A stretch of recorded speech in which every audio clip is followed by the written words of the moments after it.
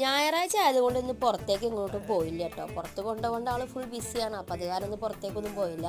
പിന്നെ ഇന്ന് സ്പെഷ്യലൊന്നും ഉണ്ടായിരുന്നില്ല ചോറിന്. ചിക്കനും ബീഫും മീനൊന്നും ഉണ്ടായിരുന്നില്ല കേട്ടോ. അപ്പോൾ കുട്ടികൾക്കാണെങ്കിൽ പാത്തോസിനും സനമോൾക്കും ആണെങ്കിൽ ചിക്കനും ബീഫും മീനുണ്ടായിരുന്നു ചോറ് പോകില്ല. അപ്പോൾ അവരൊന്നും ചോറ് അധികം കഴിച്ചതുമില്ല.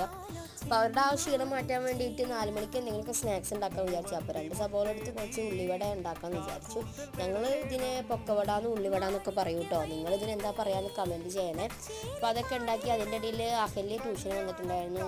അഹല്യക്ക് നാളെ എക്സാമാണ്. അപ്പോൾ അത് കാരണം ആ കുട്ടിക്ക് ട്യൂഷന് കുറച്ച് സമയം എടുത്തു. അത് കഴിഞ്ഞ് പിന്നെ വീണ്ടും അടുക്കളയിൽ പോയി കുറച്ച് സ്നാക്സൊക്കെ ബാക്കിയുള്ളതൊക്കെ ഉണ്ടാക്കി.